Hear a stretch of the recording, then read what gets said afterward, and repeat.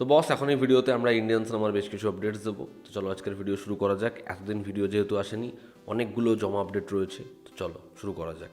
প্রথম যে আপডেট সেটা হচ্ছে ও রোমিওর যে গ্লিমসটা ব্যাপক ছিল, তো সেই ছবিটা কিন্তু সমস্যায় পড়তে চলেছে।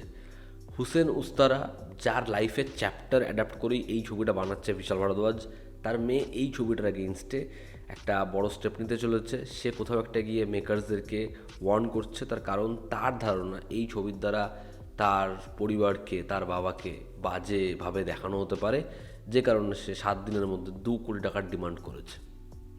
দেখার আলটিমেটলি কীভাবে শর্ট আউট হয়।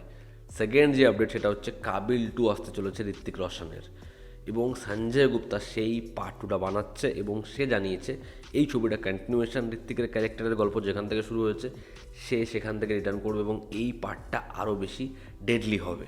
দেখার কাবিল 2 বক্স অফিসে কী মার্ক ফেলতে পারে। পরবর্তী আপডেটে আসি, ধুরন্ধর 2 সেটা মোটামুটি কমপ্লিট, সেটার ফাইন টিউনিংয়ের কাজ চলছে।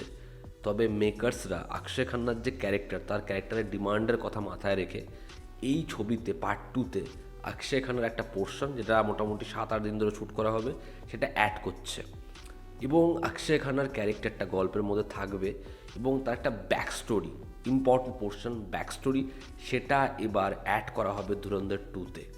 এবার দেখার রণবীর সিংয়ের যে ফিয়ারটা, যে ক্যারেক্টারটা একদম শেষ ভাগে ছবির দেখতে পায়, যারা ছবিটা দেখেছে তারা জানে, ওটাকে ব্যবহার করা হয় কি না দেখার সেটা। কারণ সিনেমা হলে ওই সিকোয়েন্সটা না বস ধাক্কা দিয়েছিল একদম শেষের যে পোর্শনটা, দেখার সেটা ব্যবহার করা হয় কি না। পরবর্তী যেটা আপডেট, যেমন একদিকে প্রভাসের রাজা সাহেব ছবিটা পুরোপুরি বক্স অফিসে ক্র্যাশ করে গেছে। সোমবার, মঙ্গলবার, বুধবার ছবির যেরকম ড্রপ এবং ছবির কালেকশন যেরকম হচ্ছে, সেটা আলট্রা ডিজাস্টারের ইঙ্গিত। তেমনই তার ফজি এই ছবিটার অ্যানাউন্সমেন্ট আসতে পারে 26শে জানুয়ারি। দেখার অ্যানাউন্সমেন্ট ভিডিওটা আমাদের কী লেভেলে হাই দেয়। পরবর্তী যেটা আপডেট সেটা হচ্ছে জননায়কন ছবিটা খুব শীঘ্রই এখন রিলিজ হচ্ছে না, তার কারণ 21 তারিখ ছবিটার পরবর্তী শুনানি। দেখার সেই ডেটে আলটিমেটলি ছবিটা কবে রিলিজ হয় সে সম্পর্কে কি উঠে আসে, আর কত ধোঁয়াশা এই ছবিটার রিলিজ ডেট ঘিরে থাকে। মোহনলালের দৃশ্যম 3 অর্থাৎ মালায়ালাম ভার্সন, সেটার নতুন রিলিজ ডেট হচ্ছে 2 এপ্রিল। দেখার এই ছবিটা বক্স অফিসে কী করে, ছবিটা হয় কেমন। রামনবমী 2027 টার্গেট করে প্ল্যান করা হচ্ছে বারাণসী অর্থাৎ SSMB29, মহেশবাবু, রাজামৌলি, প্রিয়াঙ্কা চোপড়ার পরবর্তী ছবি।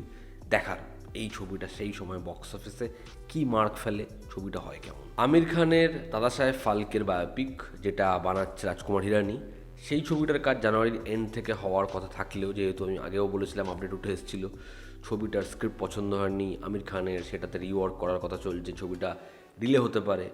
যেরকম যে আপডেট, ছবিটার কাজ শুরু হতে পারে মার্চের এন্ড বা এপ্রিলের শুরু থেকে। দেখার এই ছবিটার কাজ আলটিমেটলি হয় কবে। তো এই ছিল আজকের লেটেস্ট আপডেটস। তোমাদের কি অপিনিয়ন জানিও। জনতা আমাদের পাশে আছে। আবার দেখা হচ্ছে। Take care.